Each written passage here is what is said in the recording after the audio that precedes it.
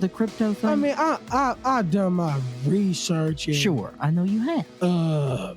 Somewhat invested, but I think there's other things that I would rather go into short and long term at the moment throughout this chaotic ass world right now. But you got a couple of those chickens in your coop, is what you're saying. We were just talking about Bitcoin, though.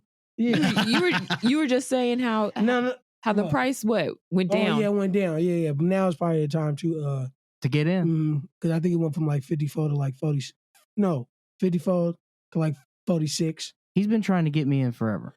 Yeah, I mean, I am. Not Bitcoin particularly, but just anything. Just any of it. Yeah, I bought Ethereum and then I don't look at it, and I haven't. Yeah, just hold it. And I'm never gonna look until I hear something in the news all chaotic. Maybe 10 years from now, I'll be like, yes, I did it. They say that's the one now. Yeah. Is to get in with Ethereum. I think that's going to be the new dollar. I tried to purposely not pay attention. That's what Jack Dorsey said. Because like people like are dropping their mixtapes or albums and shit and just like buy some Ethereum or People was even making record deals with Bitcoins and shit now. Right, that's true. Well, the thing now is that you've got what they call them, crypto punks. It's a type of NFT I think you're talking about. Yeah. Also the NFTs. Yeah. What y'all think about the NFT? I can't look. Here's the thing. I think it's here to stay. I really do. Because good or a bad the thing? way that it's been explained to me is that you think about the youth of the nation. Okay, they're born with screens in their hands. Like their entire life is built upon screens.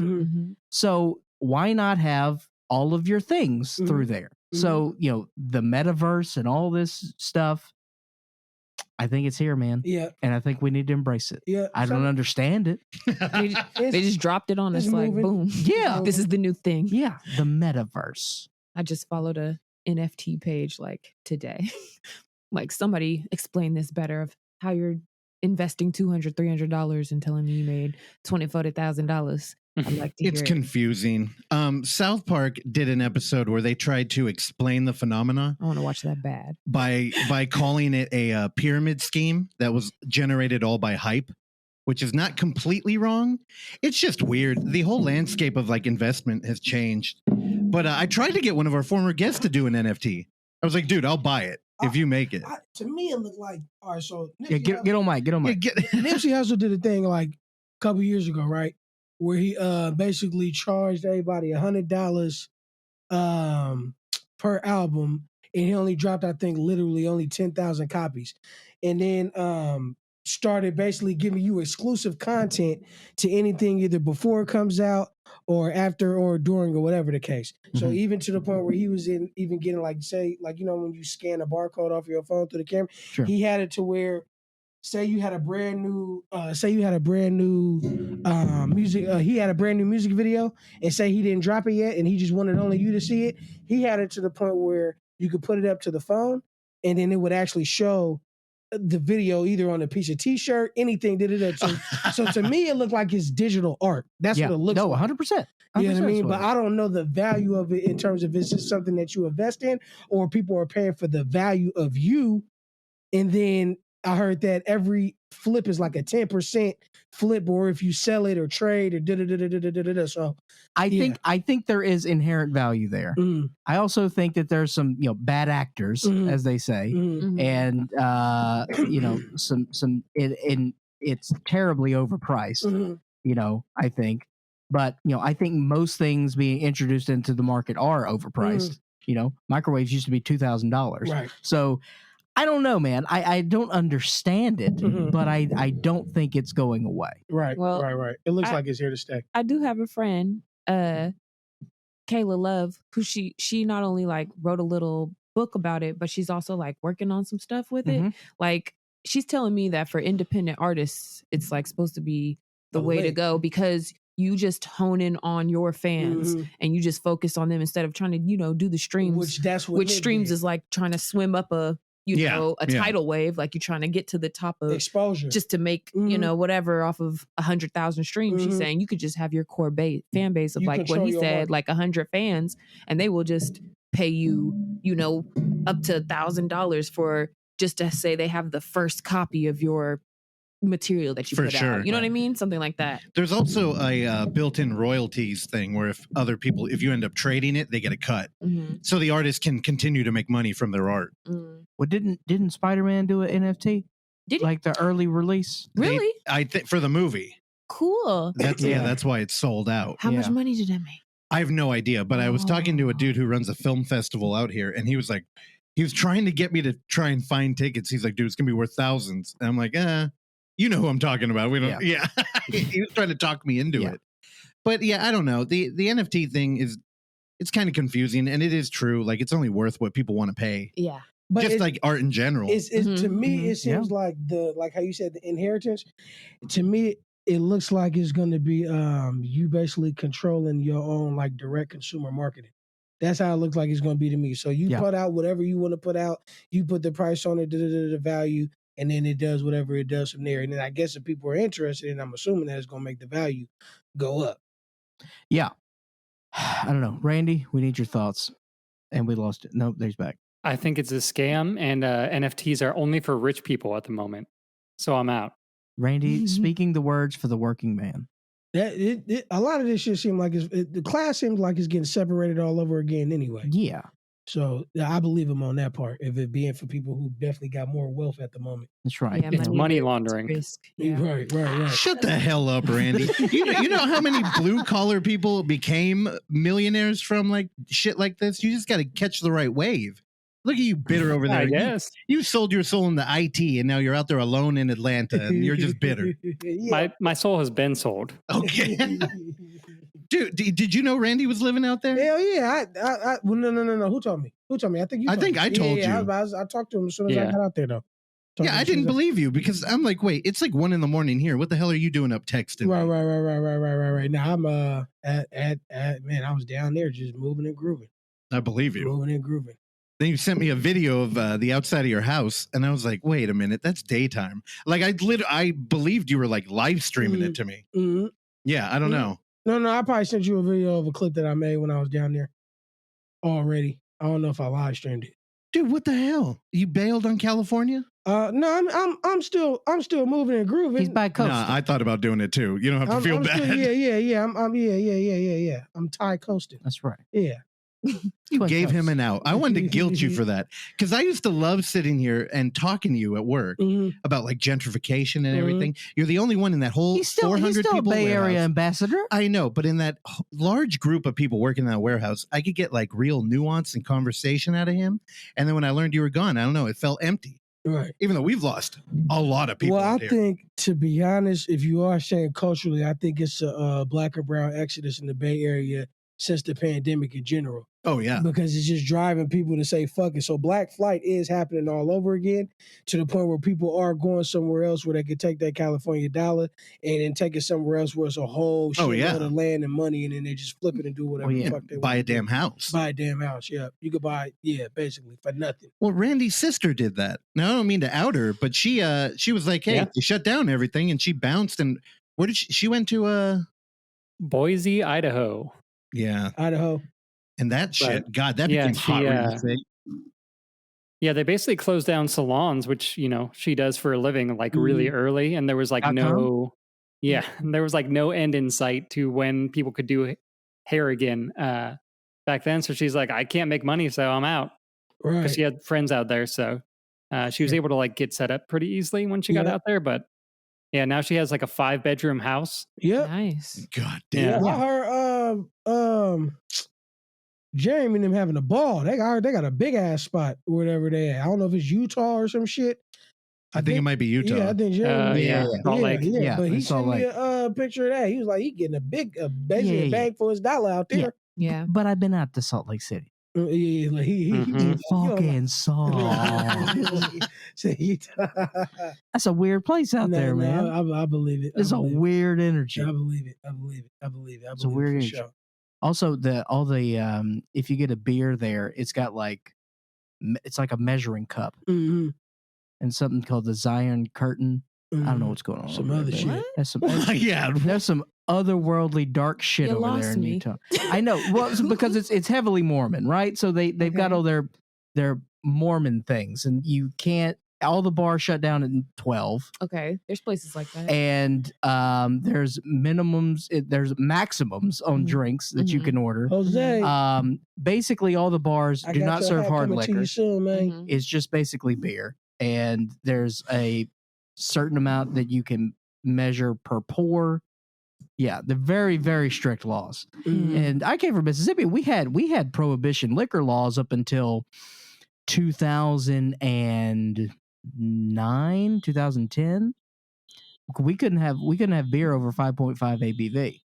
So I get it. It's a different world. Yeah. Yeah, I don't know. For the 9%. I know. Let me point out. Are you live streaming too? Yeah, I am. All right. I'm never on social media, so I might as well fucking do it. Yeah, now's the time. Yeah, look, me and Clark just got off work. We're very grumpy and tired off our game, and then now we have 3 cameras on us. Thank y'all. No, hey, superstars. You look your best. We will interview y'all if you want us to. You know. Okay, yeah. What would that be like? I'm curious for that. Where do you think, since y'all have left anything, where do you think the economy is going next? Oh God! Damn! Out the gate with an economy question. Toilet. To the toilet. I don't know. I mean, look, I don't think it's good. Allende. Let's be very honest. I think a recession's coming. I have this based off zero factual evidence. I agree with you. Just my feeling. I agree with you. I mean, I don't know. Well, from what I understand, I think we had a pretty good Christmas. I think that we were spending money over Christmas. Yeah. That's good. I did hear that. I feel like we haven't spent money in a while. See, this is the thing. I think I've seen a lot of people kind of get rich throughout the pandemic, though. I'm not going to lie. A lot of people got rich, and then a lot of people just not separated themselves. But did they get rich off of PP loans? maybe. Not my friends. Or scamming vaccine cards. Dang. That's a thing. That's actually not that bad. Everything's a hustle. But I seen a lot of I know it's this young black sister. She did like 1.9 million in 10 minutes off of vegan skincare products. You know what I mean? What the fuck? As soon as everybody got sat down in the pandemic, you know what I mean? Yeah, because you have nothing to do but look at your phone. To do, so the retail shit went up online. Me and her went, I don't know if we was going out of town. We went somewhere, but we went to go get her a dress from the fucking mall, and the mall was fucking that was dead. so dry. Fuck. I was going to Vegas and I just needed one dress and there was nothing in the mall, and every store that we did go in was the same, and it was shipped from 2 years ago. Yeah. It was everything was from 2019. Get rid of that shit. It was so weird. Mm-hmm. What were you going to Vegas for? Oh, what is it called? Bachelorette party. Oh, tight. Okay. Yeah. Weird atmosphere. And by the way, Vegas, they were like, what pandemic? Where? And they were they were turned up. Yeah. And they were in the pools and it was packed. And I was like, now there's no pandemic here, but in San Francisco it's closed. No, exactly. Look, California's got its pandemic. The rest of the country has theirs. They have moved on. Because I've been working at a Phoenix regularly. You don't know nothing down there. Mm-hmm. All right, there's nothing. I mean, they're still waiting for Q drops down there every day, but you don't know nothing down there. It doesn't exist. But you don't look at stuff like that, like us, being hustlers and all that, coming from California, that it's an open market. What do you mean? Like just shit for anything. I do for sure. Restaurant, y'all film. Well, no, we're good. California clearly wants to hold on to this thing for as long as we can. Yeah. Yeah, it's weird. It's like not how you fun. was talking to me about me and you was talking about New Orleans the other day. Oh yeah. And it made so much fucking sense what you were saying, because a lot of the whole the culture, the voodoo shit, it makes a lot of sense in terms of what you were saying with the what would you say, the horror adjacent, whatever the case. Oh yeah. You know what I mean? So I was like, it might not be even bad to just look and see where's other areas to tap into. Me personally, I haven't gave two shits about really printing clothes probably over the past 6 months versus we just like Costa's hand making these hats now, right? Oh yeah. Like literally he's hand making them. Versus just finding something that people just relate to, regardless if it's hip hop, walking down the street to get a sandwich, or to anything, because he's doing them mostly on Giants fitted hats and shit like that. So it's like looking at stuff like that, it's easy for him to tap the market because, you know what I mean, sports and all that stuff. But away from that, I still think people out here are still trying to figure out what it is that they could innovate next, because it seems like I don't know. I don't even know where the tech shit is going on. We complained about the tech shit for like 10 years. I don't know where the fuck is going on. They all left. Yeah. That's, I mean, a little behind the curtain. We all know each other from working in a startup, which used to be the climate out here was everything was a fucking tech startup. Hey. I'm still holding it down on my part. Thank you very much. Most of your life now is in another state. Right. Yeah. Okay. Yeah. How much money are they paying to fly you back and forth every damn? It's a little bit. What do you want me to do? I eat Outback 4 times a week. You know what I mean? Yeah, it's got to be hurting you too. But dude, it's different out here. And I was telling you when we were like DMing, I'm like, it's weird because the culture used to be there was a thriving like kind of like above poverty line, but there's a lot of creative art out here. Well, the it's like hip hop. It's really, regardless of you see a motherfucker on TV with 1,000 chains and big bottles and shit like that, at the end of the day, it's really a poor man's sport and a poor man's music group, meaning it's something that is based off of struggle. Yeah. You know what I mean? So how you saying it was above poverty is because the art was so influential, we didn't give a fuck about struggling. Yeah. You know what I mean? That shit just seemed like it crushed harder when the pandemic hit, and either a lot of people either fucking gave up or they, like you said, they exited out of here. There's not as many consumers of the art anymore. They left first. All the people who were like into those shows and into those events and into the music, a lot of them left. And you know how you said there was an exodus of black and brown? There's really been an exodus of everyone. Oh, like the jobs kind of just... Well, it becomes impossible to afford anything out here. And that was pre-pandemic, like you said. So when me and Clark were talking about it, we're like, what the fuck are we going to do?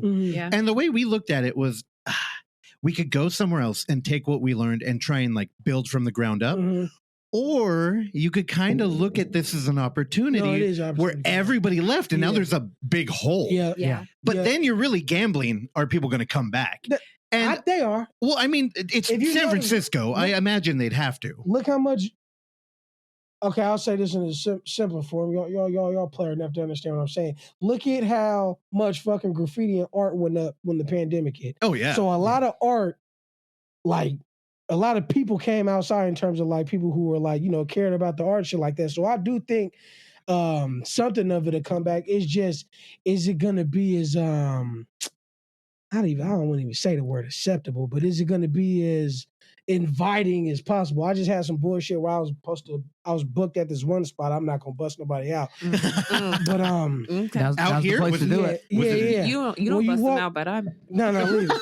I was booked at this one spot. We kind of reframed back from doing an event there.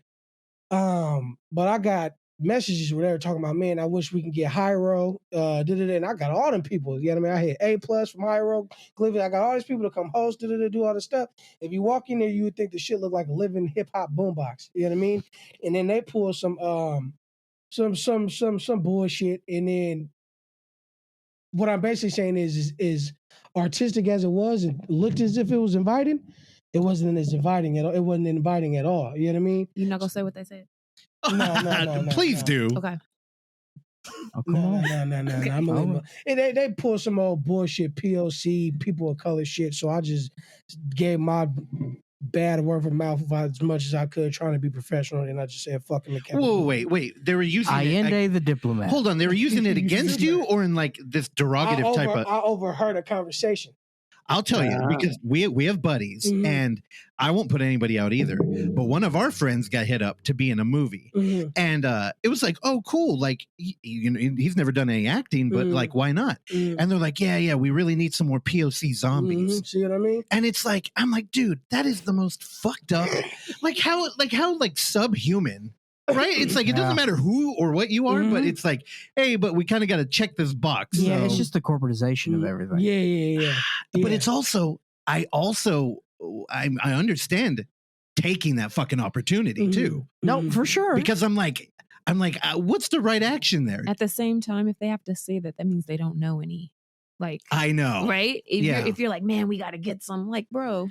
But that's the fear. Like most of the people like perpetrating this whole like weird race situation, it's a lot of white people with a lot of money and not a lot of friends. And I don't mean POC. I mean normally in general. Mean no friends at all. Because and there was a poll of millennials, and I think I was telling you about this. Was I?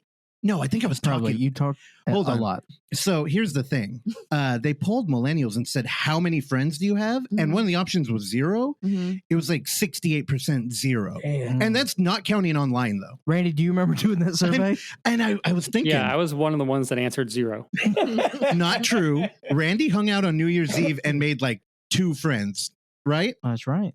I don't know if they were friends, but I met people that I didn't know before that lived in the neighborhood. Right. And we exchanged no information. So technically not friends. Right. See, I told him what you're supposed to do now is be like, hey, man, you got an Instagram?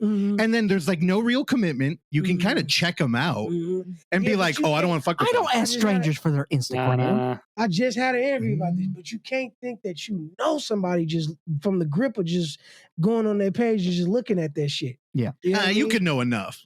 Maybe. Judging a book by its cover. Man, you know, you're right. Maybe, sometimes people are real loose with it and they put out a lot. Yeah, that's at least me. The person who you would look at their Instagram and they don't have anything strange, at least they got enough common sense or wisdom to not put their whole... Yeah, that's true. Well, I mean, that is the face they want people to see. Right. So, like, if you look at that and you're like, what the fuck? Like, if one of your buddies in Arizona with some QAnon shit on there, you could be like, Whoa, you said my buddies in Arizona.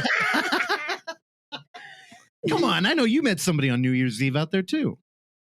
They had the number. I told you I was asleep in this house at 9:30. He was in California. Anyway, we didn't want you on here to talk about social climate and shit. Why not? Because this whole show is about like not dealing with that depressing, annoying shit that took over all of 2020. I mean, look around this room. We're children. We're in fantasy land. Let's be clear. 99% of this stuff is yours. Yeah, that's true. So you were a child. I'm a grown-ass man. Fair. Now, if you went in his room, 99% of that shit's mine too, as you steal all the furniture in the house. That is true. No, so, you know, I was excited for you to come on because you have a new album out. Yeah. It's fantastic. Thank you very much. I don't know. Can you set it up? Like, how long have you been working on it? My last album we dropped was probably about 6 years ago. So we've been dropping music on and off, and then just doing the shows just to do the relevancy. But really, so what we did was this. Like when I was around y'all, we created art of hip hop, just in the sense of what did we want to do level. I remember I used to always tell you I didn't just want to jump back in this shit just to be a fucking rapper. I didn't give a fuck about just being a rapper. I want to at least know it business wise and have an impact by the time I'm able to come back and just be able to fend off it from there. So when we created art of hip hop, we started off doing shows. So we started off doing shows. We was booking people bigger than us, but then we was booking them, and then we would just pretty much be the headline right before the main headline. You know what I mean? We were open for the main headline. So what it was basically a feature act. The feature act. Yeah. But then people will go open up before us. So we just like to basically be the meat of the crowd. You know what I mean? The middle act. The middle act. There you go.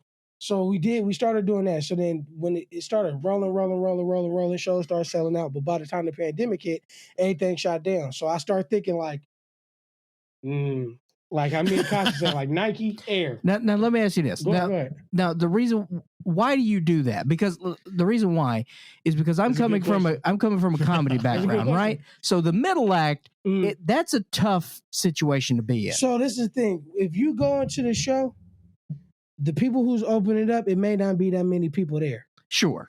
I'm booking everything between the DJ all the way down. Do what you got to do in terms of your bar, your venue, blah blah blah blah blah blah blah.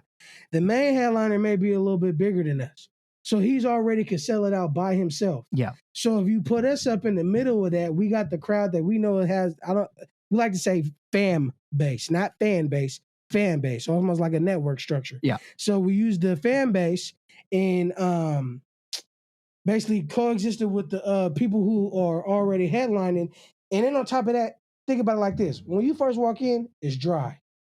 When the opener goes, you got a few people there, or somewhat packed to the point where you want to make sure the person who is not known gets a decent amount of fucking exposure in terms of showcasing. Sure.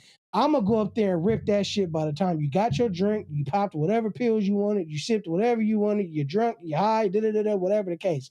Then let the other person come up there, you already toasted, wavy, As long as we do what we do in terms of understanding our MC skills and rock the fucking party, you're going to remember us just as much as you remember that headline. Perfect. So that's the point. Well, that makes more sense. And I think it's more flexible with music opposed to comedy.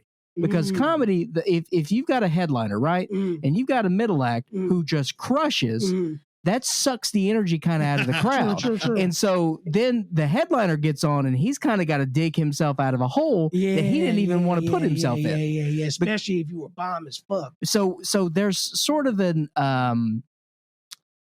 there's an old thing that where some headliners will bring middle acts with them on the road that they know are not good. That they know are not strong to make them so they can step on them. To see the middle actors in comedy now is damn near whooping them older dudes who've been in it. They ask because they're figuring out how to do it digitally and they're figuring out how to get in front of the people at the same time. Sure. A lot of people did it. A lot of people who are a little bit older or elderly, whatever the fuck, they don't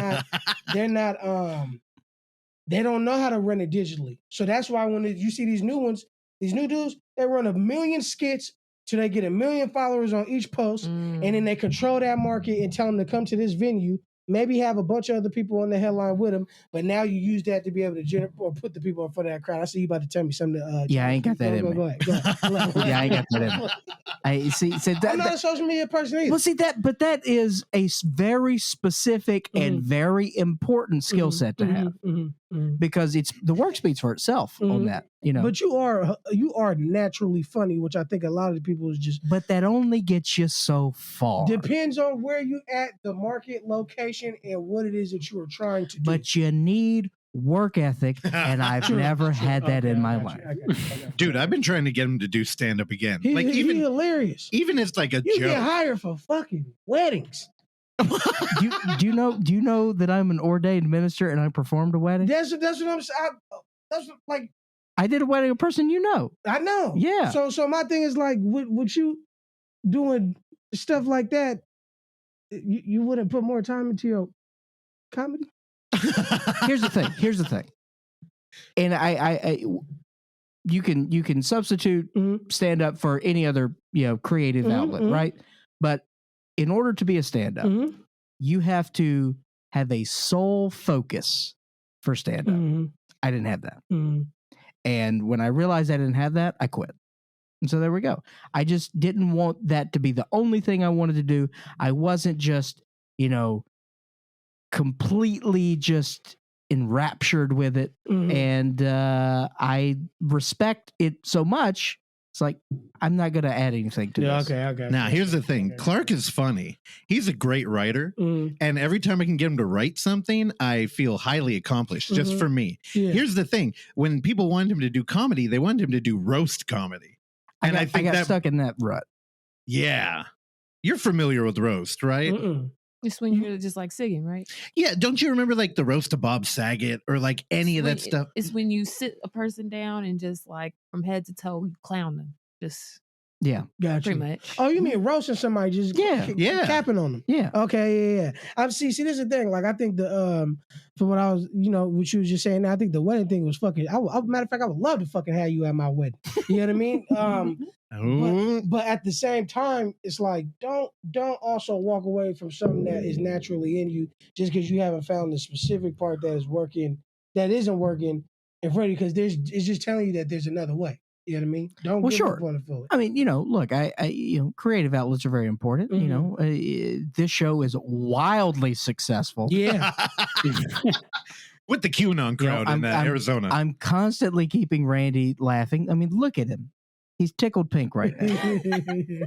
I laugh. You hear me breathe on occasion. That's my laugh. Right. Randy does not laugh. I already know. All he does. He smiles. This is what he smiles. Occasionally he'll get a Yeah. The hardest I ever saw Randy laugh.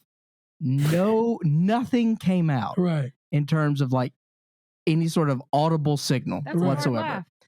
what happened is that we were actually in Oakland, and we were at, where were we? Ghost Town. Ghost Town. We were at Ghost Town. Oh, the brewery. And we were. It was on the way to Shattuck. We were on the way to the Shattuck to watch a movie. Yeah. I get in Russell's car. And, now I know what you're talking about. And I get in the car, I sit down, and my pants rip. What? But they rip in a very weird place. They exploded. They exploded at the top of my thigh. Down? Yeah, that's happened to me several times. The thigh down. These pants, they were nylon shorts. Like me. I have tree trunks for thighs. I have no ass whatsoever. I'm very self-conscious about my butt. But I sit down, split it right down the middle. Randy's in the car. Randy is bent over. He's laughing, but no noise is coming out whatsoever. That's hella funny. That's the Randy laugh. I remember that day. Clark got mad at me after the movie.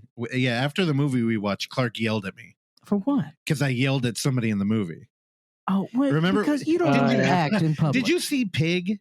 All right, so movie-wise... you're a movie buddy. I don't want to hear this. But she definitely has me watching shit that I've never, ever fucking thought about watching before. So I've been, I'm gonna keep real G. This is probably the second Spider-Man movie I ever seen ever in my life. Third. Oh, the new one? Hold on. First no, 4. He just doesn't remember the first. Well, if you saw the new one, then you saw all the Spider-Man movies because they brought everybody back in it, yeah. Except for Franco and all the girls. I didn't see the Amazing Spider-Man. Yeah, I ain't see that one. I think you're good there. That's nobody really liked. I liked it. Why? I thought it was cool. It was cool. I liked it, but it wasn't like I love that Spider-Verse though. I like to be different. Oh, the animated one. Yeah, that's good. I love that. The animated one's really good. That was fire. Like that may be my favorite. It's really, really good. New York is the Bronx. New York is the birthplace of hip hop. But they had him in Queens, New York. The uncle with the graffiti, he had on the Jordan ones, you know what I mean? Like, so I thought that shit was like. We got the dope. Post Malone song that plays 37 times in the film. You know what I mean? Then, Randy's favorite. They played it in the new. Then we went out. I took her out to go see. What's the new one? Man, so I messed the title up. No Way Home. Yeah, whatever. Yeah, then No Way Home. No Way Home. And then I thought that one was amazing. But as far as that, And then we watched another one. Oh, we watched Homecoming because I wanted you to know what was going on before. Homecoming was good. Yeah. I like all the new ones. So I'm just now getting catch. I've been walking around talking shit to Casa like I'm a Marvel fucking. So he been laughing his ass off all day about it. He's laughing about it all the time. So I did that, and then what other? Honestly, you put me on. What other movies you really? Have we seen or discovered? Here, go ahead, grab that mic and talk right into the tip of it. Now, I've heard, pray tell, that you were quite the anime fan. Yeah, I do. I love so have you exposed him to this? I tried to. Yeah, I put him on to some. I wouldn't say that he finished a full season of anything, but he liked to taste the anime and move on. Yeah. Taste and move on, That's right. which is okay to me because I think I do that a lot too. It was like a chef. Actually do that a lot. There's a lot of anime, so there's a you might as well. What's the one show in the movie I really like where bro was like a little shadow character? Oh, that show is actually called M&F'ers. But it's not a show. It's a movie on Netflix. It wasn't really an anime, but it was a really cool Brazilian animated movie that they translated into English. And you know how Netflix does random, really cool foreign movies sometimes or something like that? Yeah, I just like, we watched that a couple times. That one was good. And I know you a big Sailor Moon fan. Yeah, that's what I grew up on. Yeah. That's what I was born with, Sailor Moon. But I think we watched, did I ever have you watch Attack on Titan with the giants? And you said it was kind of Maybe. Probably. Well, you mentioned that when you DM me. You said, Attack on Titan. No. You said Attack on Titan, and then God damn it. Full Metal Alchemist. Yeah. That's what I'm watching right now. Yeah, that was. See, now you have to realize in this room, Randy and Clark do not give a fuck about anything animated. That's not true. Every now and then they'll find one movie. King of the Hill is the greatest show. But I myself, there was a moment in time where I thought anime was going to be my thing. Like in a different reality, there's no horror shit in here. It's all anime. And I saw Ninja Scroll and Perfect Blue. Have you seen either of those? Ninja Scroll sounds super familiar, but I don't know, like, I have to look at the... So Ninja Scroll honestly is more for like an adolescent boy. There's a lot of like inappropriate sex and a lot of hyper violence. I'm listening. That when I know you would probably enjoy it now. But when I was like 14, it blew my mind because I'm like, dude, cartoons can't do that. Yeah. And then I watched Perfect Blue, which I have to turn y'all onto it because it's the perfect blend of like film and anime. Okay. Where it's a imitation of life. So everybody acts like regular people. They even kind of like look in on like the whole otaku like scene, and they kind of it's self-evaluating, right? But at the same time, it's a psychological thriller. Okay, I love stuff like that. So when reality starts to break, it's an anime. Okay, and it's very Hitchcockian. Yeah, cool. Tell them about the one show that you had the movie you had me watch. The oh fuck, maybe that was Dragon Ball. Attack of the Titans. Well, I don't know. Can you describe a... Come on, please, Ayende, talking to the mic. Sorry, and you got to do your description because those are great. Idris Elba or whatever was... Oh, don't be cheating. Oh, Idris Elba. Describe characters. Idris Elba, bro, was a superhero. Oh, Cats. Not Cats. I'm like, hey, what? Now? Remember, he was the big ass squid that took over the world with the eyes. Oh, no, now I know what he's talking about. He's talking about that DC movie that was the supervillain movie, but now I can't think of the name of it either. But y'all talking about the Suicide Squad? Yeah. Do I get some credit for that? I had no. I don't think so. Did you like you coming in here with Marvel movies? Okay. Come on. Did you like the Suicide Squad? Yeah, I like that. It was fun. I like that. Did you know that? It was funny. Yeah, I liked it. Did you know Sylvester Stallone did the shark voice? Nah, that was him. I had no idea. I didn't know that. Yeah, the big ass shark. Yeah, that makes sense. Kind of act like Sylvester Stallone. You do have good descriptions of movies. Right on. Now, you remember last time you were here? What did we talk about? I think we said like Spike Lee shit, Miracle at St. Anna. We was talking about. He has me watching a lot of movies that I missed. Like you put me on to Belly. And we talked about Belly. Yeah, there you Belly, go. Yeah. So now you come back with Spider-Man. But see, that's on me. Look, man, what else did you show me? 6 billion people in this world. I know. If you get, love one person, you might see some color that you never fucking seen before. You right. know what I mean? Well, and I get tired of the repeatedly the gangster shit. Yeah, look, there's movies that were classics, and like in Black culture, they will just quote a line, and I'll be like, I don't know what they talking about, and go over my head. But he had me rewatch them, and I'm like, you know what? That's much better than it was when I was 12. Like what? What else has he shown you? It was that movie with the bank robbers, and it was in the 1970s. Dead Presidents. That was really great movie, and I like totally missed it in adolescence. Yeah. And then there's been some other ones that he showed me that I was just like, is that the Hughes brothers? Dead Presidents? No, that was what was his name?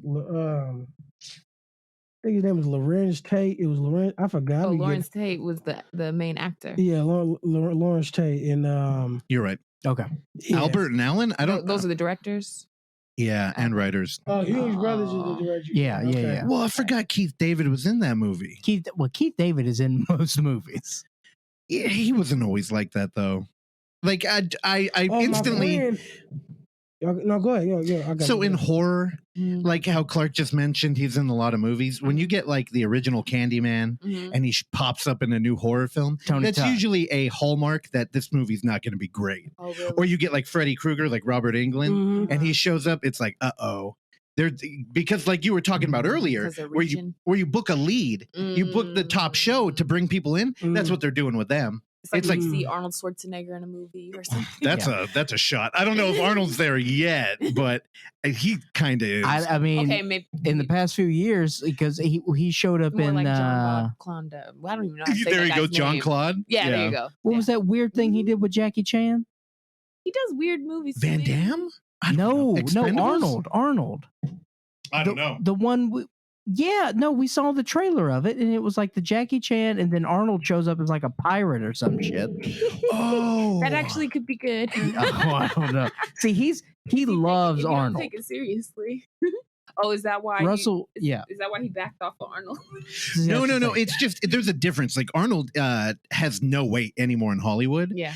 But when they book Arnold, I think they could still make back some money. Where like with I don't know, Lynn Shay or Robert Englund, like how do you go from Arnold to Lynn Shay? Because Lynn Shay, I mean, I love her, but she's there. Lynn Shay's a grandmother on her deathbed. Oh my God. That's fine. I fuck with Meryl Streep. Who doesn't? Okay. I think she aged. Don't watch that new movie with her in it. I did already. Yeah. You didn't like it? About that one. It's a hit and miss. Too long. Far too long. I liked it. There was some dark, there was some things that I enjoyed. They did some smart things and something. You know who really annoyed me? Jonah Hill. Oh, he always annoys me. Be, though. But he was just Jonah Hill. He was just not even being yourself. He was just being himself, I think. Jonah? Oh, yeah. That's the main dude from Superbad, right? Yeah. See, I miss films like that. He was supposed to be annoying. Superbad? Yeah, I was waiting. I thought, what, number 2 never came, right? No. I miss shit They like did that. make I you was think there was waiting going to be another one. Yeah, I was waiting for stuff like that. Had me rolling. That was a good time. Oh, here you go. It was called The Iron Mask. Here, I'm going to cover up Randy so everybody can see that. I'm like, that sounds familiar too. Again, we got no video component, but that's it. Yeah, we got Jackie Chan in look here. Look at his ass. Look at Arnold. I've totally seen that pop up. And Jackie. And didn't click it. This looks like some China movie. Like where it's just, they're not even trying to market it in the US. They just want to hit that $1 billion. Look at how terrible he looks. Right? Oh, dude, it's definitely. That's what I'm saying. It could be funny. It's possible. No, for sure. I'm going to tell you right now, there's some really good screenshots. Look at him. Definitely a lot of memes for sure. Oh, man. A lot of memes. I mean, Jackie looks crazy too. Look, hey, if that was an NFT, that'd be in my collection. Look now. Gotcha. Oh, my God. That is. Is it cringe worthy? Would they say cringy? It's cringy. I don't know. I'm getting some cringe I wouldn't vibes. cringe. Because you have a soft spot in your heart for Arnold. Oh, yeah, I do. Arnold can do no wrong. I don't know. Did you watch a new Candyman? No. You gotta, that's y'all's homework. Okay. Watch that one. Because there's a lot of nuance in that movie that I think went over like the horror community's head. But I know you'll pick up on it. Gotcha. That's the only reason why I'm giving you shit. I'm like, you're over here with these Marvel movies. Now, anime. I like Jordan Peele's I know, it horror is movies. Do you like his movies? Yeah. I was kind of conflicted with. They're not fully horror to me, but they're like thriller, psychological. Yeah, Get Out was definitely more of like a sci-fi type film. With like a couple jumping moments. Yeah. Maybe like 1 or 2. I feel bad for him though, because that movie hit so hard that he's in a corner. Hard to that's him now. Yeah. He's like social commentary guy. Yeah. So if he ever wanted to make like a dumb movie about something else, I just don't know if they'd let him. But can't he, because he was already, known as a hilarious comedy with Jordan Peele can do no wrong because he is a alumni of Mad TV. Okay. Right. I feel like you could go back. Okay. Did you watch The Twilight Zone? Do you remember that? Oh, that was not good. Yeah, it's bad. Not good. Wait, what? The Twilight Zone, like the show? He brought it back. Yeah. Wait, what? And he basically played like the Rod Serling character. Okay, I didn't know that. And not too good. And that's not interesting? Not too good. It didn't. I kind of. There were a couple of rough ones. I did get a music video shot by a dude who I'll read it. He produced a film called A Star in the Desert, and it was the winner of the, pronounce that. What's that B word? Beirut Film Festival? Yeah. Yeah. Beirut? What's that? You ever heard of that? Beirut's a location. I couldn't point it out on a map, but I do know it. Yeah. They got a film festival in Beirut? Yeah, of course. I thought we just dropped bombs over there. Oh my Dang. You got to laugh out of Randy. They wheezed? Randy, where's Beirut? Fuck if I know. Oh, God. What kind of producer are you, dude? You're supposed to make us look intelligent over here. Randy, your laugh is like a dog's sneeze. You ever think about that? I've never thought about it, but it is the capital of Lebanon. There you go. Dope. Yeah, shout out all day. Yeah, he produced that film over there. We got any listeners in Lebanon? I don't think so. I don't think Not anymore. So with y'all festivals, yeah, y'all was already starting to meet up with a lot of great name producers and directors and stuff. where are you guys at now? Like, you guys still network with people? You guys still doing the festival? Here's the thing. I know, Ayinde, God bless you. You're so kind. But great names and producers, I don't know if that's ever been true. But but y'all was packing shit out. So that's all that matters. Here's the thing. Packing shit out. Okay. The thing is, we were kind of like on the ground floor, like just for people listening. And y'all was getting old dope vintage theater. Okay, I wish I could shoot music videos. What you need to know, you already know this. Russell's got self-esteem problems. Yeah, I know. He don't want to give himself. No. Here's the thing. That's all I'm saying. I'm just saying. When people think Hollywood, they think rich people with like huge Hollywood. careers. Yeah, we ain't got. We're not saying that. What even is Hollywood anymore? Yeah, it's nothing. The Devil's really. Playground. Oh, damn. That's 100%. In terms of stardom and all, but no one really needs Hollywood. Nah, not no more. You don't need gone. no record deal no more to even get get your music out there no more. No. Well, if they're going to make the Marvel movies y'all are watching, then you got to have that $100 million buy-in. I think I'm just living. But we you wait gotta eat those types of movies, and then we like want to consume For while sure. I'm waiting. I don't want to just wait every 4 months. But also, for a good movie. it's true. Do you know where they made Spider-Man? Atlanta, Georgia. Oh, really? They made everything. Oh my God.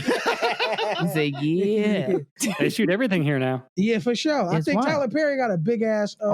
He's got a enormous compound out there. And I'm sure he's probably looking for new scripts and stuff to do. Oh, yeah. You think that's the new wave? Like getting your own big warehouse? I don't know. I think Tyler Perry is a genius, and I think most of the country sleeps on him, and he's just been doing his own thing. Because I heard they did wilding out there, all type of shit. Yeah. Oh, you know I don't know.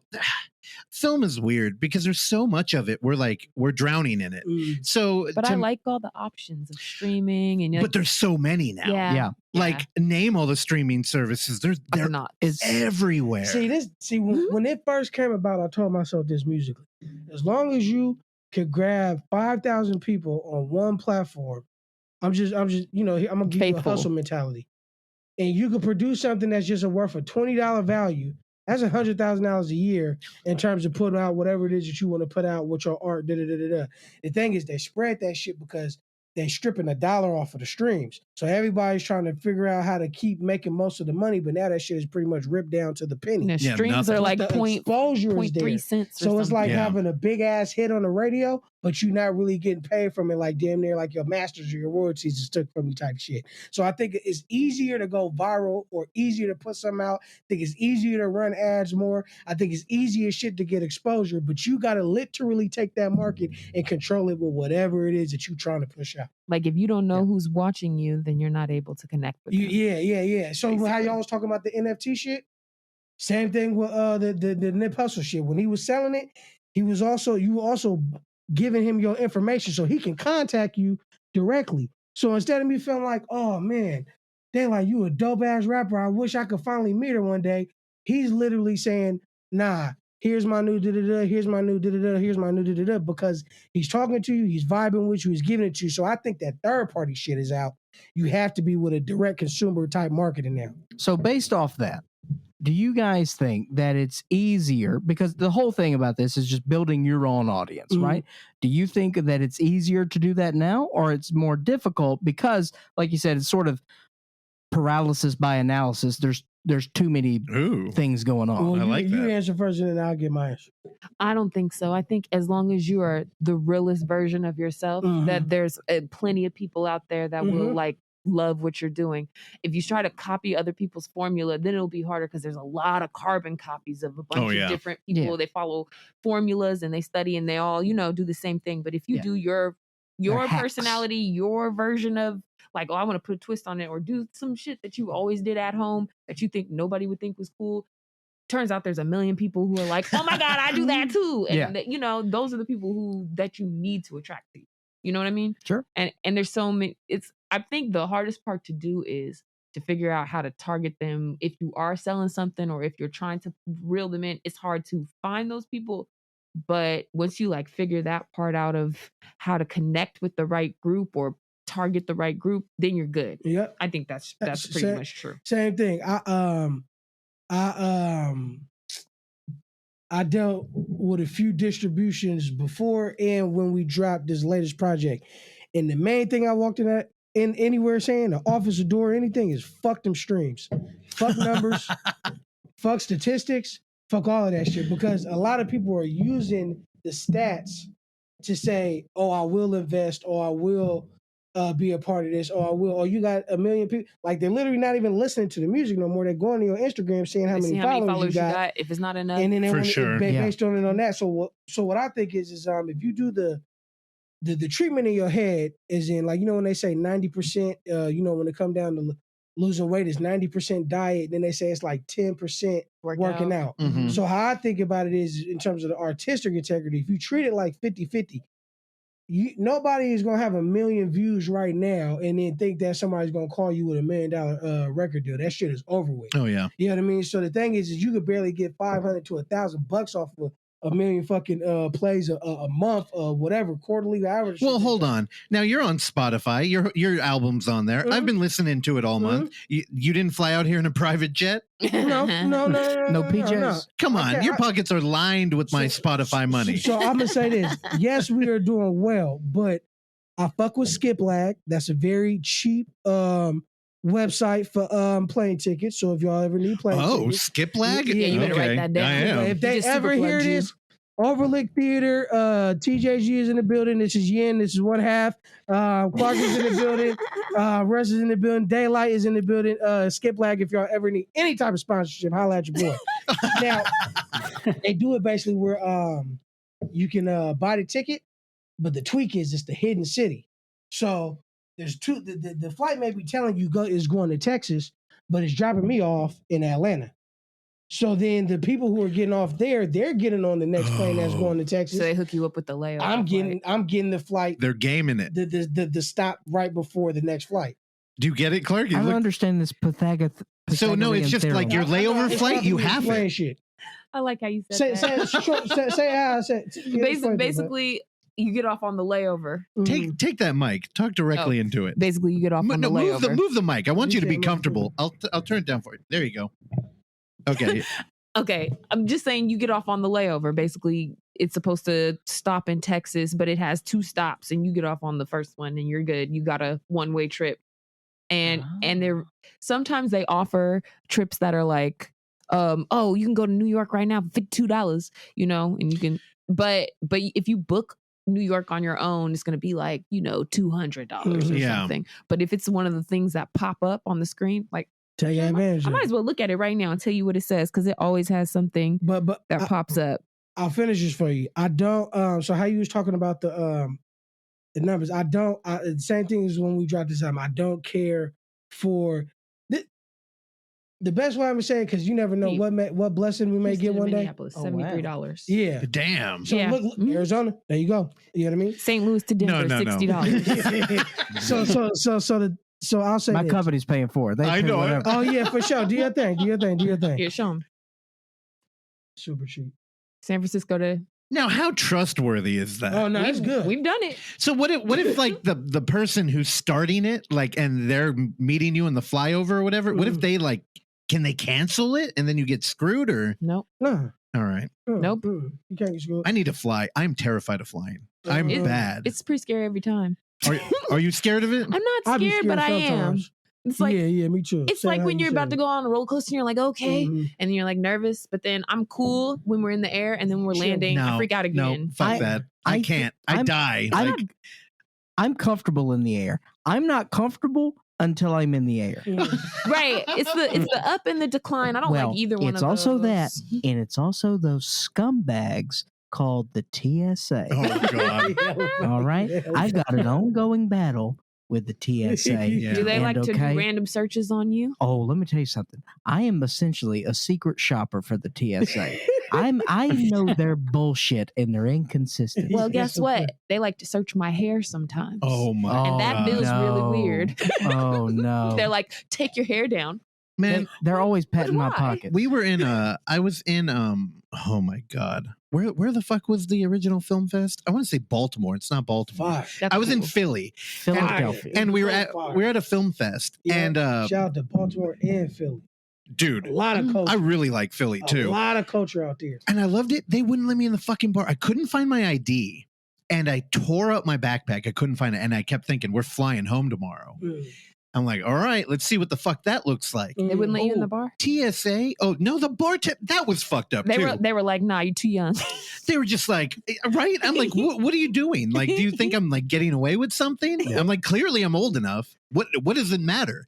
And we were there with like a rep from like a film distribution company. So it was kind of like, we're not super social, but like, you know, when we're out there, it's like, well, I want to do it. Yeah. So then when I got to the TSA, they're like, all right, you got two options. You can get out of line and figure it out, or you can come over here and we're just going to search you like there. You know what I mean? It's all right, fuck it. Well, I got to go.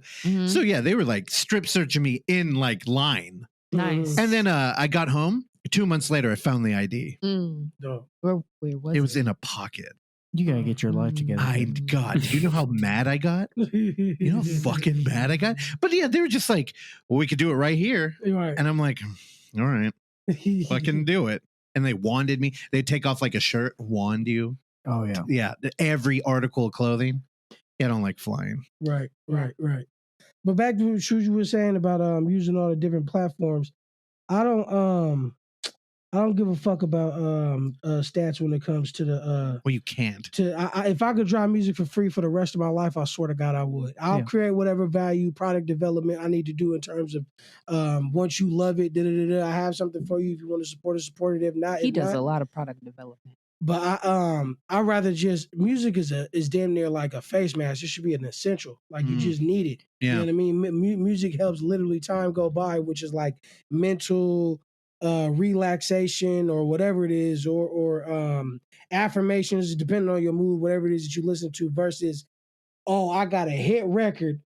I need a million people to go out there and buy my shit so I could make somebody else pretty much a millionaire, and then I don't own my masters 10 years down the road, and then every time I walk outside, I'm famous as shit. I hate that shit. Yeah. I would never want to be in that type of position. Well, it's like the great B.B. King. Like he once said, I play for free. They pay me to travel. Fire. That's it. Fire. I play for free, pay me to travel. Yep. Now, Ayinde, you are a little privileged here because, you know, as everybody listening knows, you always have friends who make music. It's the rare ones who actually make good music.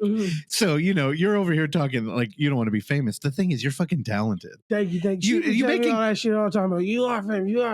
Hey, well, you make thoughtful music that is also catchy. Most of the time, people can get one of two, and then it doesn't mean shit. You really be listening. I appreciate that. No, you do. And I was bummed out because I kept trying to so I mostly listen to your music in the car. That's where I do all my music. Yeah. Otherwise, it's podcast. Yeah.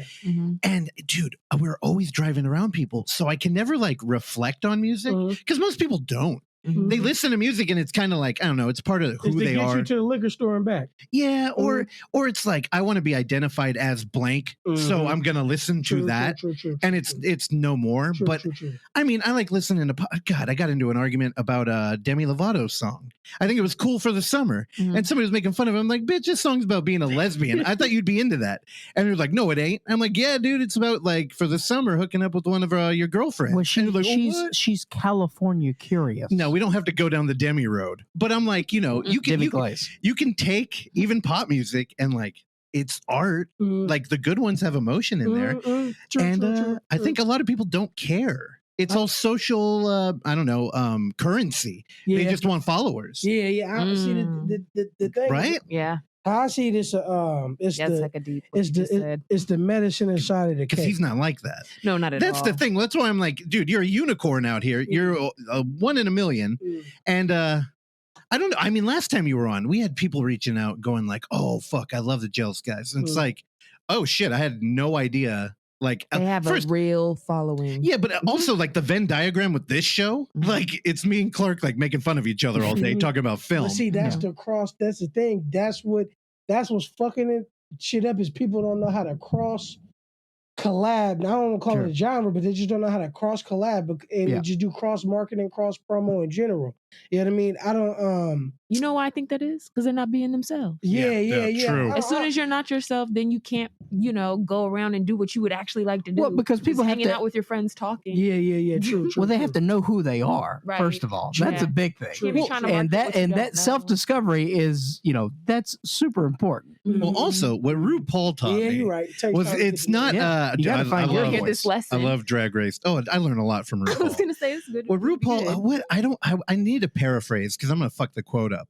But she'd always talk about you can't be held responsible for how other people feel. Mm-hmm. And I think when you're being like when you're being phony or you're trying to show a certain side of you or you're trying to play into something, it's hard to connect with people from a different culture because what are you going to connect with? Yeah. You're like, I'm here trying to be like metal guy right now. And then somebody with like a cowboy hat walks in. It's like, I don't know how you want me to act, so I can't do anything. Mm-hmm. You're like, but if you don't give a fuck and you're like some weirdo. Yeah, but I'm sure it's people that's wearing cowboy hats that's going to a sold out for Gucci sure. Man show. Yeah. Somebody's wearing a cowboy hat at a sold out Gucci Man show for sure. Oh, yeah. But that's because he's being himself. That's a good look. for sure that too. That's a good look. I'm saying this to say I seen him sell out Thrasher parties. Right. You know what I mean? Like when I was trying to figure out the market of myself, just outside of the hood. Just trying to figure out the market of people that gravitate to your shit. But it was all skaters, graph heads, people who are very into films and stuff like that. I think with just about I think when you turn the plug off and turn the switch off, they just want to have fun at the end of the day. Yeah. And I think how you was talking about the catchy shit, Casa is very fucking intellectual. He's very intellectual with his bro. He'll make you rewind a song 30 times, but that's good because it's hard for somebody who is intellectual that you are worthy enough to press rewind. Nobody want to go to the fucking club and listen to a dictionary. You know what I mean? So the balance is I try to use my voice to I'll say I did a lot of courses on this yeah, you did. This project. Hey, great work, by the way. Thank you very much. And me and Casa always had the rule where we say choruses and hooks is our money and the verses is our core fan base. So if I can't say something to you that can't relate to the whole entire world, then I'm just trying to be way too fucking deep. Yeah. By the time I say something to you that you like, goddamn, I keep saying it. If the song is called Love Yourself, and you said love yourself for the first fucking 8 to 12 to 16 bars, and then you come back in with the hook. You're saying that for the 8 bars, and then you come in with the verse. I'm going to tell you why you should love yourself. You know what I mean? But I'm not going to say it to you in no deep ass context and no shit like that. Y'all around me all the time. Yeah. Before I probably cuss up a storm, but I'm a positively cussing saying why you should love yourself. You know what I mean? So I think it's a thing where you got to have a balance between shit that's gonna make people want to learn some way somehow, but then also just be like you said, being catchy. Medicine inside of the cake. Medicine inside of the cake. I think that might be illegal. Cake looks real. You might be right. Unless it's CBD. Yeah, this is good for you. There you go. The cake is attractive, but the medicine inside of it. If I see something and the doctor's like, oh, you need to take that, I don't want to take that shit. So the thing is if I give you this cake and it looks appealing and it looks good and it has something in there that may be able to benefit you, that's the attraction to me being able to give you something that will benefit you and make you like it later on, now, or whenever. That's how we make Randy look good on this show. Yeah, Randy looks good. You looking good, Randy. You looking good, Randy. Wait, so is he the medicine or the cake? He's the medicine. I don't know. I think he's the cake. Look at him. No. I mean, he's a snack over there. Look at it. If we were going to have faces on any art, it would be his. Me and you ain't going to be on. Yeah, I don't know. Yeah, you're a double threat, man. Your work is incredible. Thank you. I wish I would have. I don't know how I didn't. Excuse me, but I missed myself and invite y'all to this last show. It was lit. It was a lit ass fucking comeback, nice ass. Yeah, it was a lit show. Well, that's why you didn't want us there. I wouldn't want to be there. I mean, it sounds like y'all were having fun. You want to bring Clark out there? Yeah, I mean, hey, you could chill at the merch table. You could, you know what I mean, get a drink, chill, whatever the case. It was just we try to put people that are interested in hip hop, so that or bands that stem into being a part of hip hop, and then we put a really, really, really hip hop headliner or ourselves up there, so it just doesn't just sound like just strictly fucking it. The basis is the art of hip hop, but the art of hip hop has elements. So the when you hear the skits on the project and the young lady is teaching the kids saying beatboxing, DJing, MC, and all that stuff, that's her. So the thing is she's teaching them in the form where it's like, oh, these are the elements of hip hop, the graffiti, all these things, the poetry, whatever the case that comes with it. But after you teach that, your next song that you come on, it gotta be slapping. It gotta be something that's gonna turn people up or either have fun, Otherwise, the teaching of too much, it may go over people's heads. I don't think for sure. Kids went back after this pandemic, do not want to fucking sit in the class. The attention span is even shorter now. There is no span of any attention. Yeah, no, 100%. There is no span. It's not span, it's a spick now. There you go. What'd you say? Attention spick instead of attention span. Right. Yeah. And then with the social media, it's even harder on the youth. You're talking a dude who's deep in those throws right here.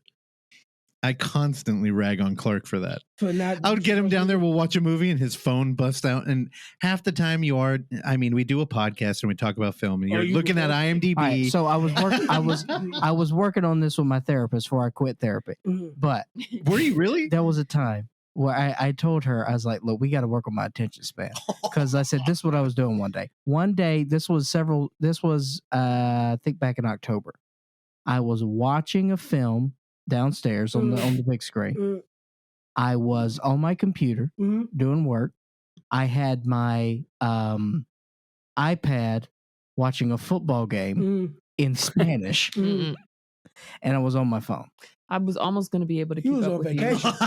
But that last one threw me. You was in your own vacation. Yeah. Well, you're just honestly, all these products are trying to grab your attention. Alexander Bard is a philosopher I've been listening to every now and then. And he talks about the new currency isn't monetary. It's not money. It's attention. And that's what people are really fighting for. And one of the things you touched on is advertising has turned into a social media presence because companies can't do shit for you anymore. It used to be if you had a ton of money, you could buy airtime and be in the Super Bowl and advertise your shit.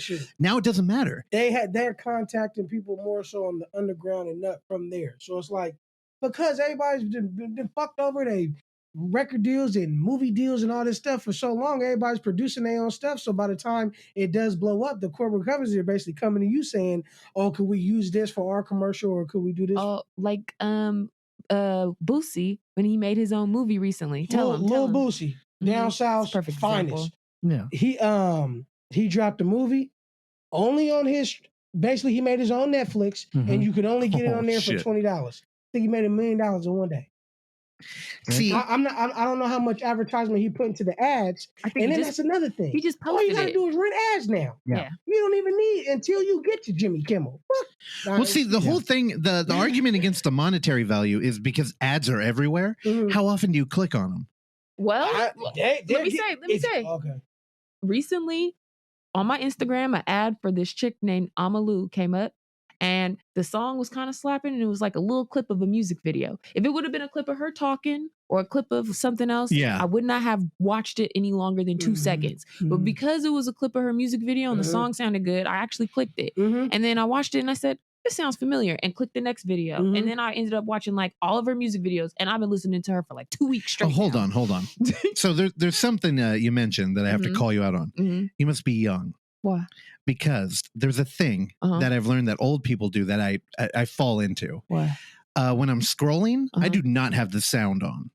Oh, damn! It depends on where I'm at. Okay, if I'm in public, the sound is not on. No, I was at home laying down in bed. Agreed. I don't do that either, though. That's the move. No, yeah, me neither. Okay, me and Randy never have sound on. No, never. But what if you need the sound? Well, maybe I got an old soul. It's younger kids. I think it's a TikTok thing too, because TikTok, that's a different platform. That's the platform now. What, you ain't got a TikTok? I do. I didn't use that. We got a TikTok. I know, Yeah, we gotta take that's different. But I didn't for promotion of my music. I didn't use that for promo. What do you got on that TikTok? Is he doing anime reviews? Now we could. I will download TikTok. It's just us doing random stuff. Just us being. How is it? What's it like? Clark got a TikTok, and I want him to make content on there. Clark ain't gonna do TikTok. I feel like I don't want to fall under the pressure of you got to do these like funny videos or dance videos. So I'm like, I'm not doing that. I'm just whenever we're doing something, I'm like, this is fun. Then I record this. That's because I'm like you said, old. So no, I was saying you're young. If you have the sound on, you're young. Oh, okay. But no, but don't take that away from me. All I got is old. Don't be ageist, bro. If it's a marketing tool, if it's humor, but it's a marketing tool, like you selling something at the end of the day, sure, go for it. Yeah. But just to be up, bro, I do not fuck with social media, bro. Like it's too many different emotions in one fucking minute. Yeah. One person just passed away. I could be sad. The next person, you know what I mean? The next person you come down to the scroll to, it's like dude jumping off of a fucking building saying live your life. Shit like that, right? Then it's like the next minute you go down. The next thing will be an advertisement for something you talked about yesterday. Yeah. So yeah. That's too different. That's too much different emotions. That's too much to try to gravitate, process in your brain, put it in your body, and then release it back out. I don't off of other people's lives. Yeah. You know what I mean? It is a lot. Dude, how much? It's like scrolling through tabloids all day. Yeah. How much Betty White memorial did you all get? My feed was speak on that because you was talking about because you was talking about it. Yeah. I was like Betty White died. What? Yeah. Everybody. I was like, she was 99. It was her time. Okay, I looked it up and I saw an article that came out 2 days prior to her death talking about R.I.P. Betty White, and I was like, how did they know? How did they know the internet is a mess? Like, but yeah, I hate that shit. The emotional dude. So Allende knows him, and we try not to talk about him anymore. But our old third chair, Justin, cool. He used to roll into the podcast, and every day he would start the mood off with guess who died? Oh, and no. we're like, dude, what are you doing? Yeah. I think we had to talk to him like, dude, you can't do that anymore. Think about digesting that. After you just took a ride, you went to somewhere, you know what I mean? And you know, I fucking love Cool. Look, Cool just gave me more merch advice than I've ever gotten in my whole life, and it actually works amazingly. That's why I probably am able to sell clothes back to back. But think about walking into somewhere, how you saying is the first thing you're saying is did somebody died. That's only based off of what you've seen on your phone today, bro. So once you put your phone down, not saying you want to know that the person would have died, but you still got to go back to reality. You still got to go back to, like, what did you say earlier? It doesn't matter until you figure out who yourself is. Yeah. A lot of that shit become a distraction. Mm-hmm. You know what I mean? For sure. And I don't even like that shit when I be seeing it with like the police brutality on anybody. It doesn't even matter race-wise. I don't like none of that. I don't like seeing none of that shit. You know what I mean? Because a little kid could be up 3-4 o'clock in the morning. They can hear gunshots outside of their house, and then by the time they look at that shit, and then they worried about how to be able to process that to be able to walk or drive or get the bus to school the next day. You know what I mean? So I don't like it where it's too much of negativity, and then by the time you put your phone down, you know what I mean, you got to really process your own reality. I think you got to really just take time to try to find yourself, have your own acceptance, be whoever you is. And when you see that shit, if it's a funny look, it's a funny look. And if it ain't, then keep doing whatever it is that you got to do. And by the time you post on there, put something up there that people can relate to versus something that's just either trying to entertain somebody. A shock. A shock. You feel me? Shock value or some shit like that. I don't like that. All right. I try to stay off of that. Y'all got to watch the new Candyman. Okay. And then you got to talk to me about it. But y'all also, based on what you just said, you got to watch the movie Cam. C-A-M. It's about a cam girl. But the movie kind of contextualizes your identity in the internet. Mm-hmm. Like, just to give you like the Cliff Note version without like spoiling anything. She's kind of a what the fuck is the sex work thing where you live stream it? Oh, I know what you're talking about. OnlyFans. She's kind of like an OnlyFans girl. And listen to what you just said, bro. OnlyFans was literally meant for if y'all had y'all podcast and y'all wanted a bunch of people to jump on there. Yeah. Only y'all fans. That's literally what that shit was meant for. Now it's you know. But they continue that thought. What you just said, a cam girl who wants subscription, and it's a dude that's at home. But they made it so you can't do nudity anymore. No, or you have to pay extra. That was a marketing. That lasted a week. Oh, really? It was just. See, that's the way. Again, getting back to like the new currency is just like attention. You put out a fake story like that, and then we all talk about it. Wow, it wasn't fake. It wasn't fake. Well, it was fake because I don't think the intent was ever real. No. It was very real. It happened for it happened. No, I know. What but are you saying was real? What part you saying? Them taking nudity. Them taking, okay. I'm just saying that was more of a marketing. Money. I bet you they lost advertisements. I bet you they lost. And they were like, forget all that. And then they went back to wanting to just, you know what I mean, make a bunch of money again. Yeah. Well, remember when Oprah had, oh God, who was the prince that moved to Canada with his wife? Prince Harry? Was it Harry? I don't know. I always get the princes wrong, and then you call me out on them. The guy married to the They're not in Canada. They're in L.A. Okay, they're in L.A. Whatever. They moved, right? Yeah. Hometown. I heard a breakdown of how much marketing value that was worth just showing up on Oprah. It was millions of dollars worth, and it's just her coverage. So it's an attention thing, and I think OnlyFans. Well, yeah, but Harry and Meghan Markle, they're scumbags. There you go. Thank you. I could not remember their name. They are. Well, they're grifters. And I think they knew what they were doing. And because Oprah pays but see, now we're talking about him. It's the prince of British royals little brother. I know, but why would I get up and want No, you don't need to. I know you don't need to. A lot of Americans love that shit. I don't know why we worship the monarchy. England is London, right? Yes. So I know there's a lot of Jamaicans out there. I know that much. Yeah. I know that much. Man, I gotta get there. I gotta be on your level and be like, why the fuck should I care about this? London, Japan, Netherlands, Australia. Those are the people who I seen what we did campaign. Those are the people who are directly hitting me every day. Like, I love your album. Come out here. The Netherlands. Yeah. You can see on Spotify you know what I mean, the stats and shit like that. Germany, Denmark, Germany. I didn't realize how much they even. Hey, we got listeners in Kuala Lumpur. I don't know where that is. Hey, nor do I. I think he just made it up. I think. That sounds so cool. You are dope. Star Wars you're dope as fuck when you got your brand in a spot you can't even pronounce. That's it. You know what I mean? So are you going to play out there? I don't want to put it on thick yet, but manifest destiny. Okay, I will. Yes, I am. Yes, I am. Okay. Affirmations, angels, ancestors, God, please bless me. So I am trying to be out there. Japan, we're trying to aim for the end of the year. New York, we just got a venue. And then London, we've been meeting about until we actually lock the venue in, and then we'll go from there. But the point is, what I'm trying to make to y'all is, they give a fuck about our kind of hip hop way in terms of the views, the likes, the engagement, the comment, the actual talking to the people in the whole other countries more than we get that fucking feedback here. Can I say why? Sure.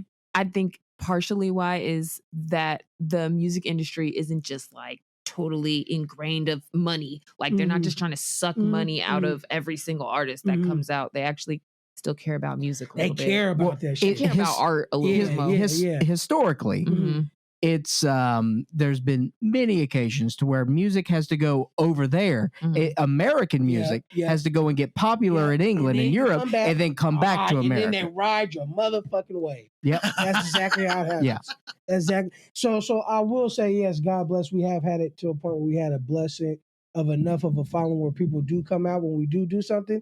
But I want to this album, I want to get the fuck overseas. That's my real plan, is to just go.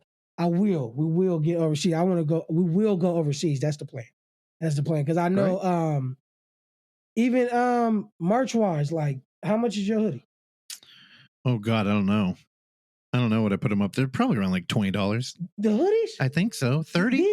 These? I'm probably guessing. more in the I 30 have no range. idea. Man, you can mark them up. So an $80 hoodie that I sell, out here.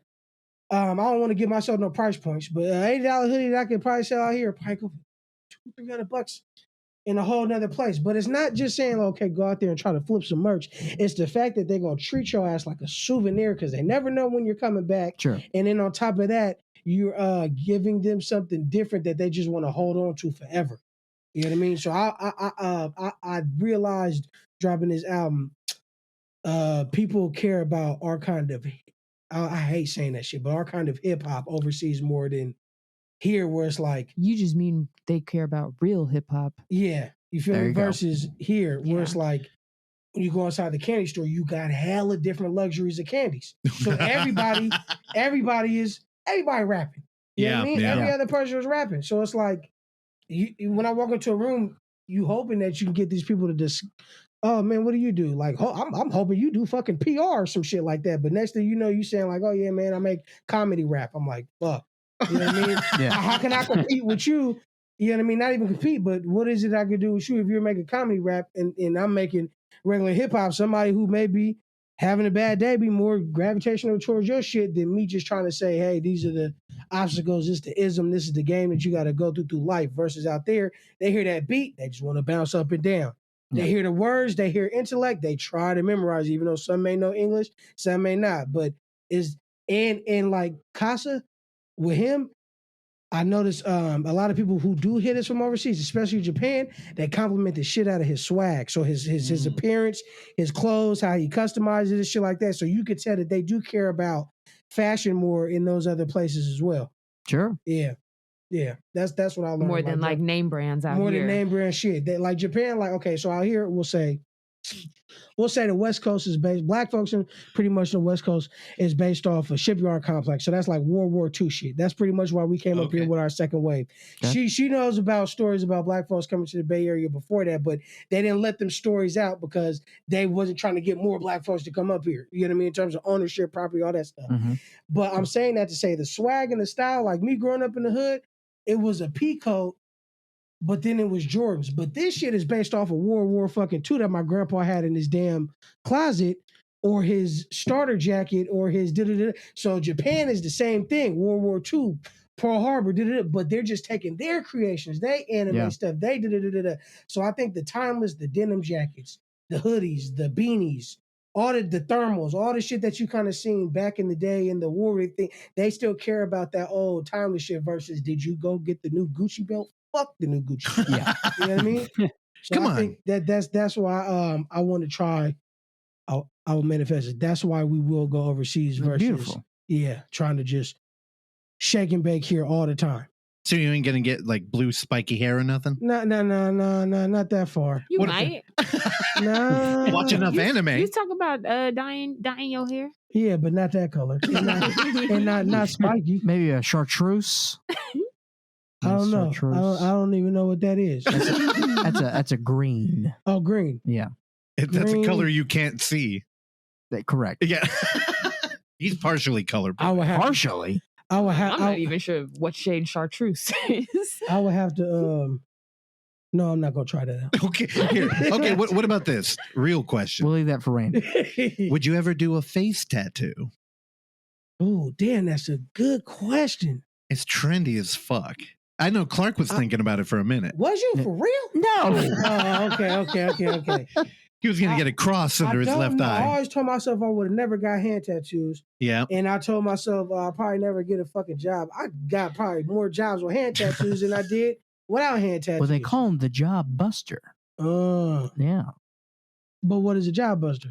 Hand tattoos. If you got a hand tattoo, it's called a job buster. But why did they say I don't know. It's a hardcore bullshit. Randy fills in. I've never heard of it. All right. Well, I think that stigma's like gone. Nah, because one day I want to, you want to take it. Not well. I was gonna say take advantage. You want to collab with sponsorship and stuff like that. If I was to get some shit like that, it had to be somebody that probably like passed away that was deep as fuck to me that I just want to wear on me everywhere that I go. You know what I mean? I wouldn't just get no foolish shit on my face like that. I'd probably fill my hands up before I fill my face up. I don't know. Well, that's the money maker. Yeah. The face is the honestly, I thought you were just going to be like, fuck no. Like, I was really, I ain't gonna lie, I was really hoping that he was going to say, fuck no, but it didn't come out. I don't see myself doing that because I want more like Pan-African, meaning like other countries that are stemmed to Africa in terms of history. I'll be wanting a lot of tribal shit that I want to get tatted and shit like that. But so I don't see myself putting that shit on my face. Man, when I was in high school, I really wanted some tribal tattoos. Thank God I did not go that road. That was super popular when we were. Yeah, for sure. Remember in high school? The barbed wire band? Barbed wire. Oh, my God. Oh, the barbed wire and the tribal. What a bad... I mean, it's not like I make great choices. I got a fucking Pokemon tattoo, so... That doesn't sound bad at all. I was like, that would probably be cool. Folks, I'll show it to you. But I got me as a character in my folks' comic book. So rad. You know what I mean? Shit like that. You know what I mean? I'm down with, but so you can't blame yourself for Pokemon. Pokemon was real motherfucking influential, and the cars is going up like NFTs too. Oh fuck yeah, for sure. I'm a blank canvas over here. Off of Pokemon? Just no tattoos for me. Okay, no tattoos. What would you get though? Nothing. You've thought about it. Here's the thing. Have you ever got henna? Because of my because of my severe lack of commitment, there's never been anything to where I'm dialed in all the way. Plus, just I've seen far too many bad tattoos in my day. I was dating this girl one time. She had it was a tramp stamp situation. And why gotta be a tramp stamp? That's what she had. That's a location. But why? you hold on. She's going to change her panties at the end of the day. Probably and put them on and take them tramp off. Stamp probably came from some grandma. Okay, old seen school. Something she didn't like. Bible belt shit. And she was like, I was out here. It's more like Rust Belt. He said, I was out here. And it was the Beatles on Abbey Road. Is that one where they're all walking across? Yeah. Okay. They didn't look like the Beatles on That's wild, was John Lennon on there?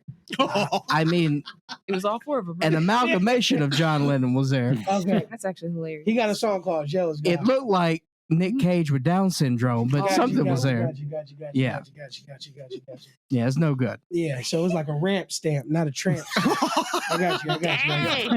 I got love for her, but I understand. Cramp stamp. Cramp stamp. There you go. Okay. How did you see it? How do you think I saw it? I'm curious. I feel like she might have been tying her shoe, and you're like, oh, and then you ended it there. No. There was intimacy. There was interaction. Oh, so we're talking like a decade ago. No. Okay. Oh, so you like this person, Clark? Because it's hard for you to get to like a person. Well, let me tell you something. It didn't end well. Okay. I understand. Me and Clark used to always talk because at times when we would be working together, we'd be talking about like, what the fuck are we doing here? Why the fuck are we single? You know what I mean? So it'd be like he always had you got great love stories, my man. That definitely had me cracking up for the time that I put like this. It definitely helped to listen to him throughout the motherfucking time of the day that we supposed to be getting paid there. You know what I mean? For the bullshit that they was having us do on a motherfucking daily. That's right. Yeah. And then they tore us apart. But I do miss those days, though. I do miss those days. I miss the people more than I miss the actual work. But well, hold on. While we're here, how did you all meet? I tried to get her to come to one of my shows. And then... Well, how'd you meet her? Instagram? Yep. Oh, no. And you were out here talking shit on social media. Yeah, They wouldn't like that, though. Okay. No. You're like, I didn't try to get at it. It wasn't really. You're like, no, I didn't try to get at it. He was throwing his Art of Hip Hop shows. Uh-huh. And he saw me at, because you at damn another near pulled me, performance. so you can explain it. Go ahead. Well, yes, I do have game. But so yeah, he was throwing his Art of Hip Hop shows, and he saw me through another mutual friend's platform. Like I had performed at her last show, and he was like, dang, she's talented. So he reached out to me because he's looking for artists to book. So before we even dated or anything, we did a song together. We started we had the Bless Up event together. Yeah, we did a like a homeless give back, but that shit turned into a party. Man. Yeah, it was cracking. It was lit. And as we were collabing with each other, we was flirting, but we was like, nah, I got work to do. I ain't trying to, I ain't trying to focus on that. So we was like going back and forth with the friendliness, and then it just. I love it. Years later, God, we love Allende. It's impossible to keep up with you. No, you're constantly doing stuff. I was just trying to make a way in life, man. This shit just. Well, if you ain't moving, you're dying. Yeah, and I'm dying. Okay, I was gonna thank you. You're moving right now. You over there moving. I think it's just trying to find your purpose. Just keep on going until you find your purpose. I think Mia is a lot of I don't want to sound like no fucking.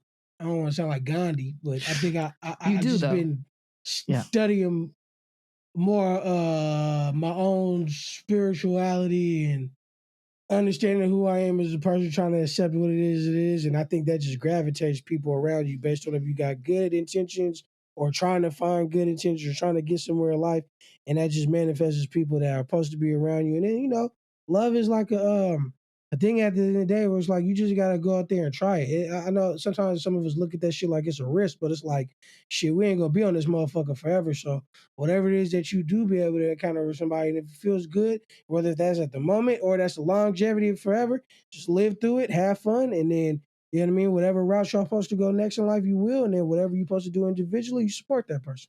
Can I say something about Ainda that you guys probably don't know? Oh, please, let's do it. He really doesn't care about like the hype and the time and anything like that. He just focuses so internally on himself, what he's got going, his family, and if it doesn't fit into like a positive structure for him, or if it feels rushed, he's not really gonna like engage in that, And because he does that, every time you hear him doing something or putting out something, it's so potent, I would say. Yeah. Or even like you just feel the detail and the love in it because he really sat over it for like, time and really put in attention and focus to his details. So I feel like, he does that with everything. And you can feel the love that he puts into stuff. Like the project that he put out, he really like combed over that like it was his precious baby and went back and addressed it and went back and fixed it. And I started being like, put out your album.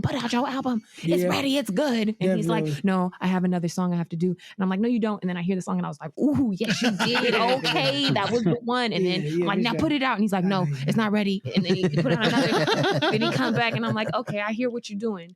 But every time I hear it, I'm like, I'm ready for everybody else to hear these songs because I'm over here like, I know all of them. Well, isn't that like the new model? Like you don't do an album. It's just one song at a time. Yeah, like, but he not.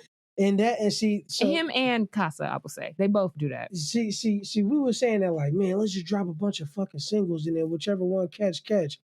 But I just started seeing over the years, bro, that shit be burning artists out. Yeah. They just chase that hit, and then if you don't come with another one like that, it's like you kind of like not like kick to kind of like you kick to the curb, like where you got to do something. Just like you see a lot of them videos where the song is like, it may have a little choreography into it and it blows the fuck up.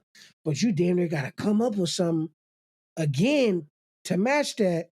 Otherwise, you just a name on the roster of the label. And it goes back to the attention span problem, right? And then also sort of the format of music has sort of changed because it's not, we still got albums. We still listen to albums, but we also listen to a lot of singles. Yeah. And so like, I have to get in like my, sort of, a certain, here we go, mood to get into where I'm listening to a full album. I've got a vinyl collection. I'll listen to vinyl, but I have to be settled in there and I'll listen to the whole record, flip the record. It's a thing. But otherwise, I'm just, parsing out singles. And that's why we put playlists. out. Yeah. You see, that's what the algorithms and shit did. But it's like you said, same thing with you. Shout your music out. Check her out on all streaming platforms. Daylite, she makes music. Her rap shit is incredible. She has face masks. She has buttons, earrings. You know what I mean? CMOS, you know what I mean? Everything, you know what I mean? The CMOS is both of ours. CMOS is both of us. But we just dropped it 5 days ago. We just dropped it 5 days ago. Wonderful. So with the it's like you said with the just that's why I honestly dropped this album. We did this album, we did 24 songs and we dropped them all. No, 17 out of 24. The other was all skits, but the skits are just as good. Yeah. So and we tried to make it sound like rare. a movie. So it's like, but I'm saying that to say it was on shuffle, right? I just want you to be able to say, damn, I like or I love that song. And if it was in order, I got you to listen through it all the way through. But either way, there's a mood for you, whether if it's on a shuffle or if it's on just you listening straight through because I don't fuck with that algorithm shit. That's another thing. I just don't I don't want to go against a machine and feel like I gotta at least say my message of the art. I want to work with the machine. You feel me? Just to get it out there how I want it. I'm not saying like fuck Funny the machine. thing, machine is supposed to work for you. It was supposed to work for you. Don't say fuck the machines because they're coming. Yeah. You They're ain't coming. lying. That's it. So I think that's what it was, the attention span. Like just drop it, let people enjoy it, let them love it, let them have fun, and then as time goes on, you know what I mean? I think that's the stuff that eventually turns into a classic. Like I praise Kendrick Lamar's, I praise the Nas's, the Jay-Z's, all of those who is business structures but as well intellectual. But it's like Nas just dropped 3 albums in the past 2 years. Oh, shit. So it's like, and what's the thing that they just put him in? The Congress. The Library of Congress. Whoa, damn. Yes, but that's every single one of his projects. But that's how. So if the world shut down, or is it just Illmatic? Yeah, it might just be Illmatic. They're going to listen to what he's saying based off of how he thinks of his perspective on society. Not saying that I want to aim for shit like that, but I want my shit to be here forever when I'm gone. Yeah, if everything burns down, they look you up. Yeah. Artifacts like you. That's basically saying like Nas is a dinosaur. You got to dig this shit up. The thing about that though is, dope. If people did dig into the past and find your album, they would actually get history. Mm-hmm. Like they wouldn't just get history of what was happening at the moment. Mm-hmm. You talk about stuff that was happening through the last 50 years in San Francisco. Yeah, for sure. You know what I mean? For sure. Man. What about the other end though? Like you're out there and you're talking about booking shows. Who are some people that don't get the attention they deserve? Have you run into people out there who are like fucking just killing it, but they don't have an audience?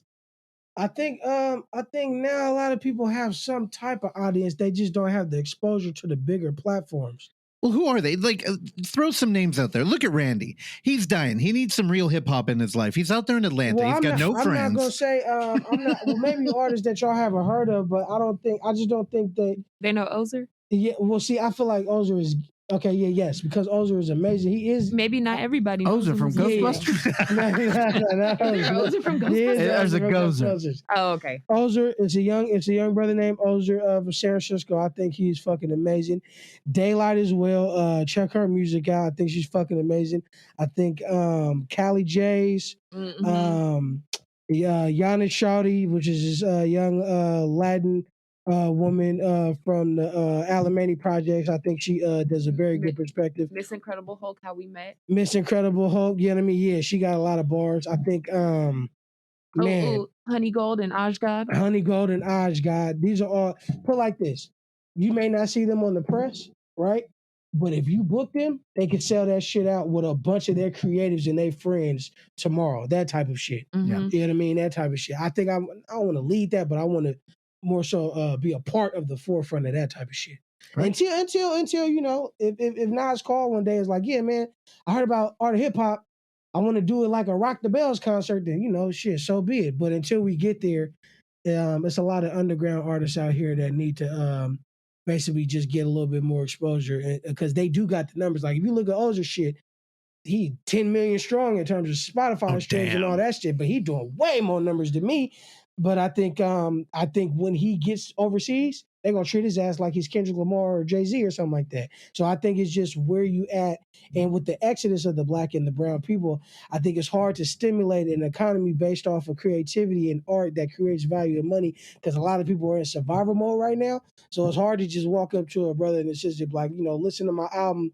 I think it'll help them get through, but it's not gonna help them at the moment of putting the paper or some money or whoop in their pocket. You know what I mean? So I think well, you never know. Yeah, true. Because some music is so healing that it is actually the album that got you through something. Everybody got at least one album that got them through something. Yeah. Depends on like your age or what you found at the time. Like, every day, Dave Matthews.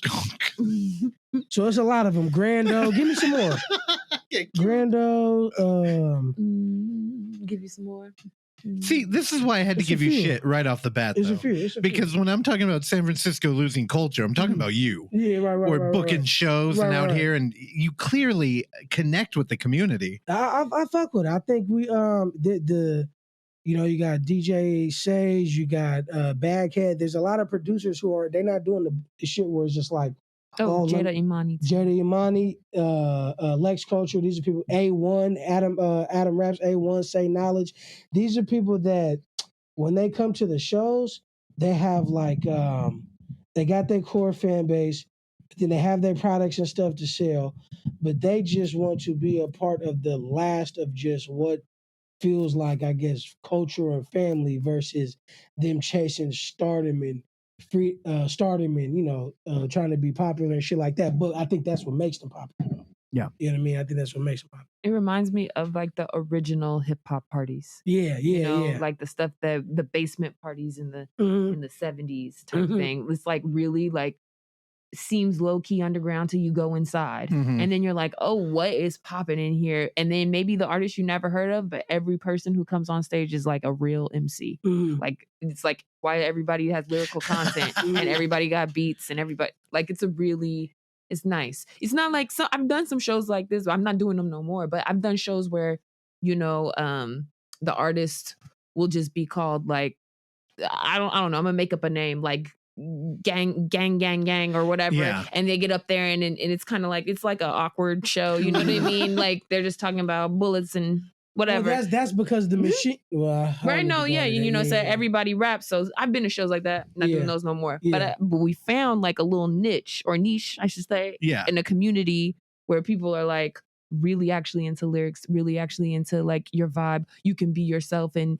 like your weird artsy stuff. Like my thing is that I do martial arts and people actually are like, oh shit. Nah, tell them you're a black belt. Okay, I'm a black belt in Taekwondo. Oh hell yeah. And people are like, for a while, I was, when I was younger and I've been doing music a while, I always just try to like, just show my music side. And then it was you actually, now I think about it, who was like, no, show them that you put your martial arts up there. Show them that you're doing this. Because and I'm like, why? I don't care about that. Loves that. And that loves hip hop. It's so weird. Like I gained a lot of fans from doing kicks. Like from just like, and they're like, oh, cool, you're in Taekwondo, me too, or I'm in martial arts too. Like the a black martial artist women's page repost me with my music, and I never would have guessed that they would even care. And I'm like, oh, I found that there's actually like martial arts rapper. Like there's people who literally do that on purpose.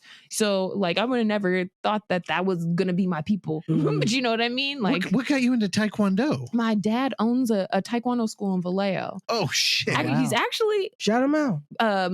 Okay, Soaring Eagles Taekwondo in Vallejo. It's on Solano, 1516 Solano Avenue. Okay. But he did martial arts. He's from San Francisco and grew up in the same neighborhood as Allende. Actually, I should say that my dad's or my grandma's house was literally the like other side of the street of Allende's grandma's house. Shit. Oh wow. Small world. It was it's weird when we found that out, like what we were like destined to meet. But he grew up in San Francisco and learned martial arts during college, and it was his passion. And so he opened up a Taekwondo school initially just to like teach his daughters to learn how to fight, and other people just kept bringing their kids. And, that's rad. And he's no, it's really your dope. Dad, and he opened a school. He's the coolest. Did you earn it, or did he just give it to you? He's like, yo, I love my daughters. It's a black belt for you. 1,000 times harder on me. Of course. He's 1,000 times harder on me. Of course and he is. even now, when I come to class, because I don't come faithfully, but I try to come still. If I come, he goes, yay! He doesn't call me Daylite. Shardae's here. And then we do the hardest stuff possible. Like the class gets 10 times harder than whatever they were going to do. Oh, that's rad. Every time he's juiced to see me, to make me suffer. You come from a dope family structure. I respect it. Are you getting in there? Are you going to learn Taekwondo?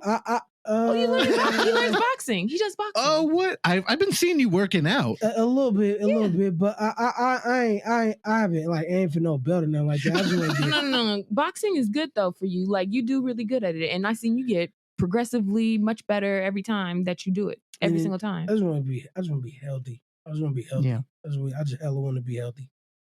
Yeah, I just ate a lot of bullshit in my lifetime. I'm trying to clean everything out for me from 3rd grade. I hear you. You know what I mean? All this goddamn sugar in my life. It's the worst drug I've ever taken. Oh, that's sweet lady. That's kind of why that's why we did the. That's why we did the CMOS.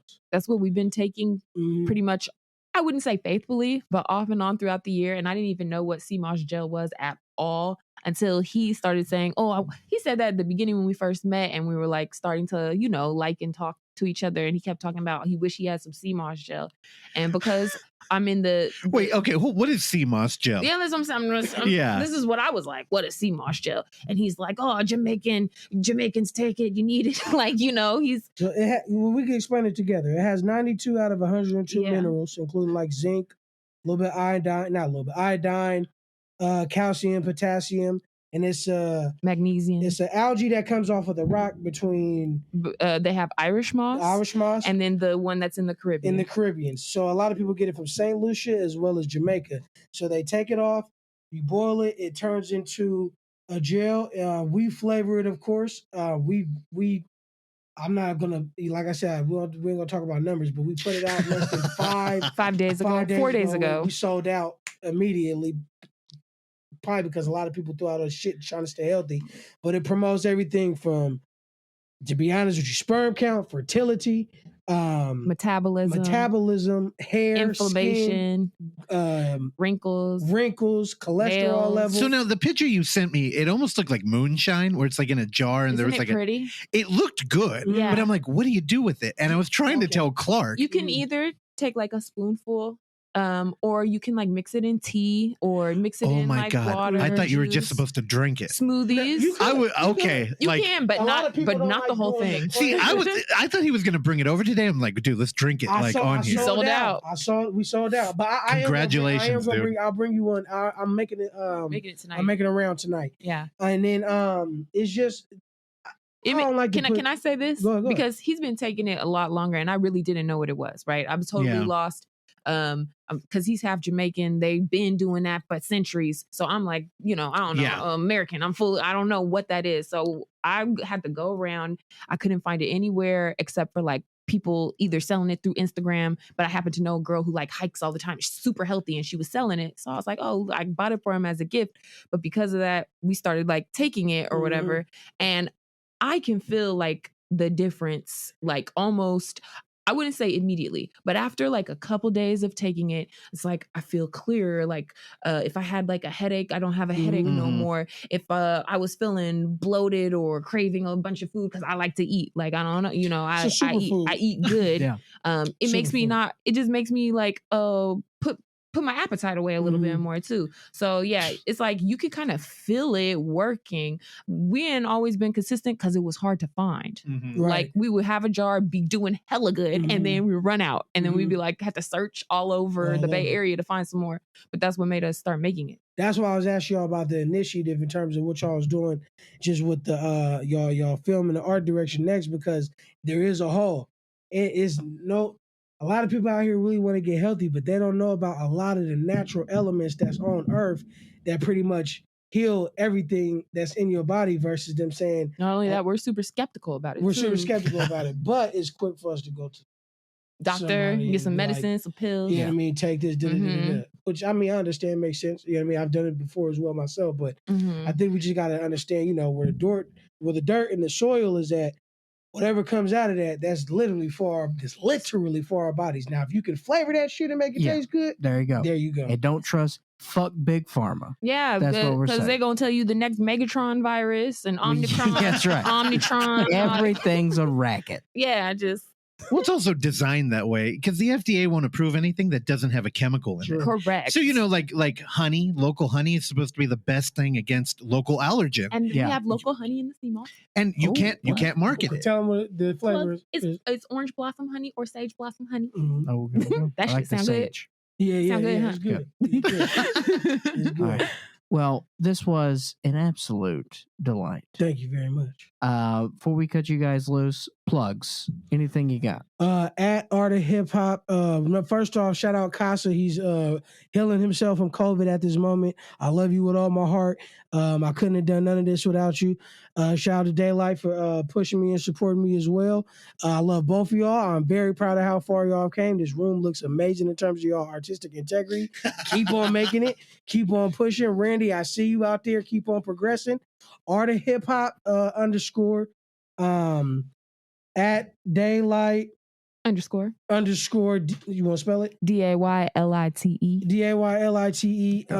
For us is at the Jealous Guys _ and if you need some moss at Oceanside Sea Moss. And then we're available on those platforms. And shout out to Audio Vandals. I was blessed enough to be able to distribute my album through them. My next album will be distributed through Wastrel Society, which is another underground, soon to be in the big stream, basically servicing type platform, PR, art. They create, design, film, do all that great stuff. So if you guys also ever need anything towards the marketing and anything like that, I could line y'all up.